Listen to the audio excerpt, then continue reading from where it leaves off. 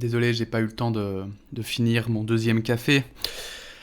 Mais du coup, aujourd'hui, on va parler d'un truc super intéressant pour changer. Un article qui parle, parce que vous savez, dans la vie, on a tous une logique, hein, une logique plus ou moins semblable, similaire. Et puis parfois, il y a des choses, il y a des choix que prennent certains gouvernements qui sont contre-intuitifs. Alors, contre-intuitifs, et ça veut dire que ça nous paraît illogique, mais c'est pas pour autant que ça l'est forcément. Et ici, pour la vaccination du coronavirus, il y a 1 milliard de questions et 1 milliard de sujets du coup intéressants, de questions qui n'ont pas forcément de réponse. Et ici, on arrive au cas de l'Indonésie, mesdames et messieurs, l'Indonésie qui décide de vacciner en priorité les jeunes. Et leur argumentaire est très intéressant, et j'aurais trop voulu avoir, parce que je crois que dans cet article, il n'y a pas d'avis de la part d'experts, et j'aurais trop voulu avoir l'avis d'un expert. Du coup, si un expert passe par là, qu'il n'hésite pas à nous donner des données ou quoi que ce soit en commentaire, bien sûr, avec grand plaisir. Coronavirus dans le monde, vacciner prioritairement les 18 à 59 ans, le cas de l'Indonésie. Qui doit être prioritaire dans les campagnes de vaccination contre le Covid-19 ? En ce qui concerne la Belgique, le gouvernement a ciblé prioritairement les résidents des maisons de repos, puis le personnel hospitalier. Suivront les personnes de 65 ans et plus, celles qui présentent des risques en raison de comorbidité et ceux qui remplissent des fonctions critiques. Ce schéma correspond aux recommandations que l'OMS formulait dans un rapport publié le 23 novembre 2020. Vacciner d'abord les personnes âgées de 60 ans et plus, cette stratégie vise à maximiser l'impact des vaccins disponibles en vue de limiter la morbidité grave et la mortalité selon l'OMS. Donc ça c'est hyper intéressant, que l'on soit critique ou pas envers l'OMS, elle a quand même eu des recommandations qui de manière générale étaient plutôt fondées sur des recherches, sur des études, et ici c'est intéressant. Donc c'est effectivement la vision de l'OMS, c'est évidemment de vacciner, c'est ce qui paraît être le plus logique, vacciner les personnes les plus en danger avant de vacciner le reste. D'ailleurs, le commissaire interfédéral Covid-19 Yves Van Lantem, désolé pour l'accent, expliquait le 30 décembre 2020 que les personnes âgées payent un tribut important à la pathologie. L'âge est un bon facteur pour décider qui pourrait bénéficier pour sa santé personnelle d'un vaccin efficace. Et cela permettra d'éviter d'embouteiller le système de santé.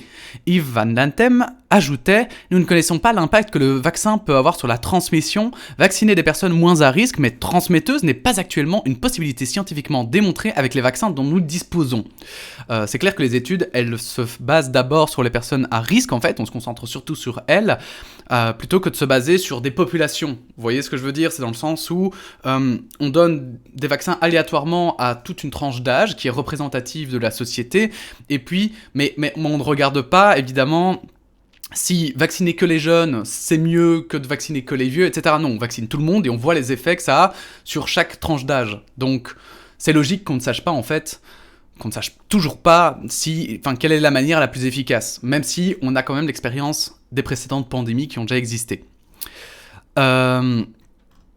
Pourtant, un pays d'Asie du Sud-Est a annoncé en décembre qu'il allait vacciner prioritairement les personnes entre 18 et 59 ans. C'est l'Indonésie. Pourquoi ? Notre objectif est l'immunité collective, expliquait le docteur Amin Soebandrio, directeur de l'Institut Eijkman de biologie moléculaire à Jakarta. Si les 18 à 59 ans, les personnes les plus actives et les plus exposées sont vaccinées, ils formeront une forteresse qui protégera les autres groupes. Si nous utilisions le nombre limité de vaccins dont nous disposons pour les personnes âgées, qui sont moins exposées, ce serait moins efficace, déclarait-il à Bloomberg. Et cet argument-là, je le trouve, je sais pas pour vous, mais cet argument-là, je le trouve hyper fort, en fait. Je trouve qu'il est hyper intéressant. En fait, au final, eux, ils ont décidé de jouer sur... Ils ont pris un pari, en fait. Ils ont décidé d'expérimenter quelque chose, de risquer, mais en cas de réussite, ce sera une grande réussite, plutôt que de faire, on va dire, entre guillemets, le plus safe. Parce qu'au final, nous, ce qu'on fait, c'est le plus safe. C'est des données qu'on a déjà et qu'on connaît déjà. Mais eux, ils ont décidé de faire l'inverse, et quoi qu'il arrive, bon, c'est triste si c'est un échec pour la population indonésienne, mais de toute façon, ça fera avancer la recherche. Je ne crois pas que ce sera vain. Je ne pense pas que, de toute façon... Enfin, je pense que la science pourra se pencher dessus et se dire, bon, bah, ok, on peut en tirer ça. Que ce soit positif ou négatif, ce sera intéressant. Parce que, d'un autre côté, justement, si ça se trouve, c'est vrai que les jeunes, on est actifs, on on essaye de travailler où on travaille, et c'est clair que les vieux, ils sont exposés principalement par les jeunes. Parce que les vieux, ils se déplacent moins, ils sont moins actifs. Donc bref, je trouve ça comme argument assez intéressant. Immunité collective. Cela rappelle l'époque où les vaccins n'étaient pas encore une réalité. Dans les premiers mois de l'épidémie, certains prenaient cette stratégie qui aurait consisté à permettre au virus de contaminer un maximum d'individus en espérant qu'une grande proportion de la population soit immunisée et que cela puisse arrêter naturellement la propagation du virus. Cela impliquait d'admettre que les personnes les plus vulnérables ne s'en sortiraient pas. Mais les États qui, comme le Pays-Bas et le Royaume-Uni, avaient misé sur cette stratégie ont fait marche arrière. L'OMS rappelle que jamais dans l'histoire des pandémies, l'immunité collective n'a été utilisée pour lutter contre un virus. Et ça, c'est un truc, l'immunité collective, on en a parlé très tôt, parce que les scientifiques croisaient les doigts et priaient pour que ce soit une réalité, mais ils n'étaient pas dupes. Ils étaient pas dupes, les scientifiques, ils avaient dit, bon, l'immunité collective c'est mignon, mais il faut pas parier dessus. Là, c'est par contre, c'était prendre des risques inconsidérés et stupides. Alors que, justement, confiné, etc., c'était le plus logique face à une maladie qui pouvait se développer, en plus muter, parce que plus évidemment elle infecte de personnes, plus elle a de chances de muter, etc. Et du coup, les Pays-Bas et le Royaume-Uni en ont payé les frais, ils en payent encore les frais aujourd'hui, surtout qu'en plus, comme leur argumentaire était souvent très populiste, bon, populiste, parfois c'est une case, donc je vais peut-être pas utiliser ce terme-là, mais en tout cas, ils ont vraiment orienté leur population vers cette décision de liberté, etc., pour légitimer leur décision. Maintenant, ils le regrettent assez fort. Les Pays-Bas le regrettent très fort avec les dernières émeutes, et le Royaume-Uni, ils l'ont regretté au début aussi, parce qu'il y a beaucoup de gens qui étaient contre. Alors bien sûr, il n'y a pas que ça, hein. C'est pas que à cause de ça, mais c'est en partie aussi à cause de ça, et il faut bien en avoir conscience. Le coup d'envoi de la gigantesque campagne de vaccination en Indonésie a été donné le 13 janvier 2021. Devant les caméras, c'est le président Joko Widodo qui a reçu la première injection afin de rassurer la population sur le caractère sûr et halal du vaccin. Halal, tiens, c'est marrant ça. Je pensais pas qu'on pouvait douter de ça, mais ok. Il est prévu de vacciner gratuitement 180,5 millions de personnes, soit 70% des 270 millions d'Indonésiens. Le vaccin Coronavac, de la firme chinoise Sinovac, a reçu une autorisation d'urgence de l'agence indonésienne qui surveille les médicaments et les aliments. Ce vaccin utilise la technologie du virus inactivé et nécessite 2 injections. Il doit être stocké et transporté à une température entre 2 et 8 degrés.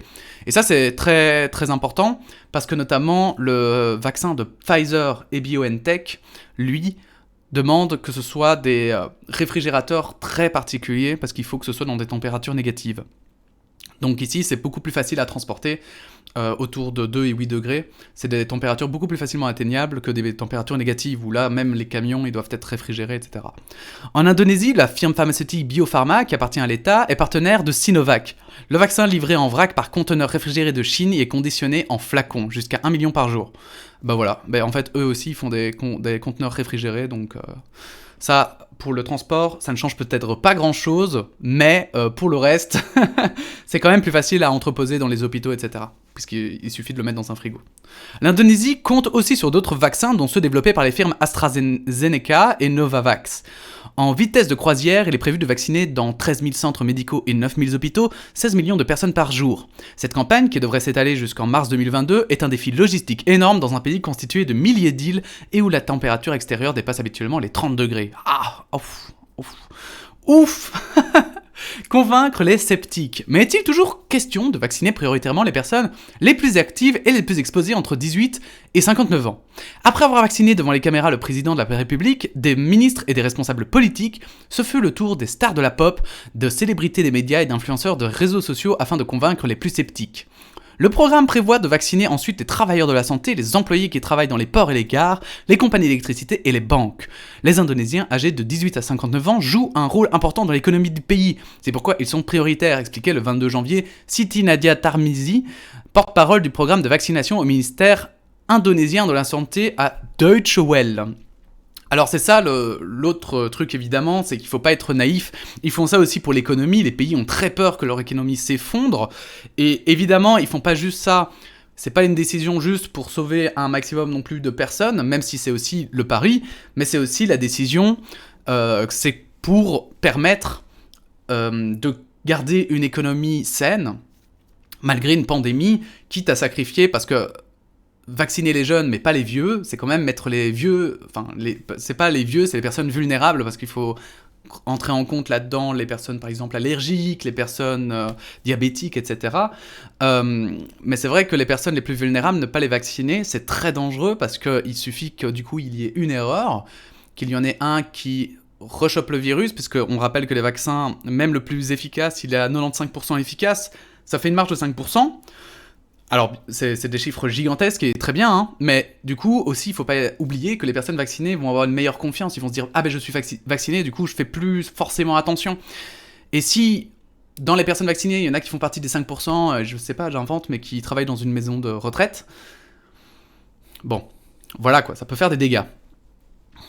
Cela permettrait de briser la chaîne de transmission dans le groupe familial et donc de réduire le taux global d'infection. Mais le ministère de la Santé a indiqué ensuite que quelques 25 millions de seniors pourront être vaccinés.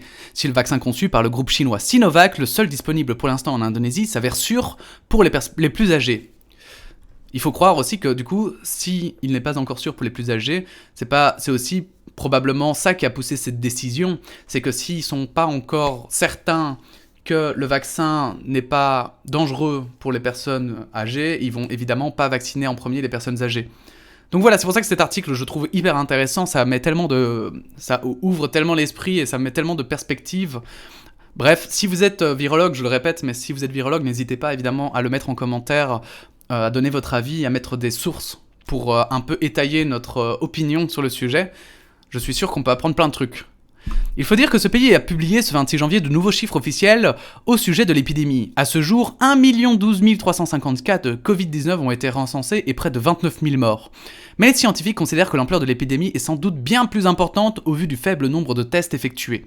La stratégie de vacciner prioritairement les personnes âgées entre 18 et 59 ans ne peut être justifiée que dans un contexte où l'approvisionnement en vaccins est limité selon l'OMS. Et il y a une autre motivation avancée par le professeur Nicolas Thomas de l'université de Hong Kong. Le gouvernement indonésien a un besoin urgent de redémarrer son économie. On s'attend à ce que la pauvreté nationale et l'insécurité alimentaire augmentent toutes à 2 chiffres cette année, explique-t-il dans une interview à Fortune. En remettant le pays au travail plus rapidement, le gouvernement tente d'atténuer cette tendance négative. Donc, au final, ils n'ont pas vraiment le choix. C'est aussi ça. C'est qu'ils n'ont pas vraiment le choix. Donc ils le font, à contre-cœur, probablement, mais c'est pas infondé non plus scientifiquement, a priori, puisqu'ils en parlent quand même, ils parlent quand même d'arguments scientifiques.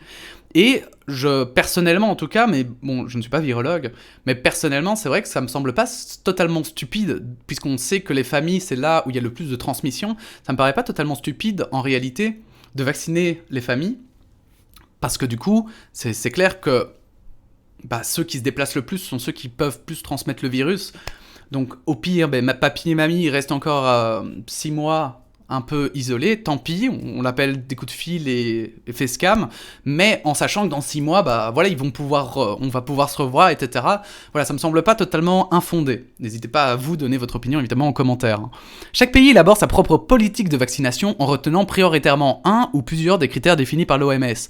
Les personnes âgées, les employés qui travaillent dans les secteurs essentiels, les travailleurs de la santé et les personnes vulnérables, évidemment.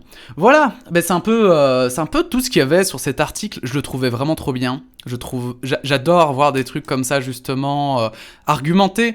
Des trucs argumentés, des vrais articles de fond sur des choses qui sont différentes, qui sont contre-intuitives pour nous, pour voir où on analyse finalement un peu le bien fondé de ce contre-intuitif. Que c'est pas comme, par exemple, voilà, je vais prendre Donald Trump, qui lui ne donnait aucun argument, si ce n'est qu'il en avait presque envie, et au final, il faisait plein de décisions arbitraires, et du coup, c'était pas intéressant, on n'apprenait rien, on n'avançait pas, alors que là, avec ce genre de façon de faire, on apprend des choses, et ça j'adore, voilà. C'est pour ça que je lis la presse tous les jours. N'hésitez pas évidemment à commenter, à donner votre opinion, n'hésitez pas à vous abonner si vous aimez ce genre de vidéo, n'hésitez pas à liker, disliker en fonction évidemment de comment vous avez trouvé ça. Et puis on se retrouve très bientôt, pour aujourd'hui j'ai encore quelques petits articles rigolos, donc restez aux aguets parce que ça va arriver. Merci.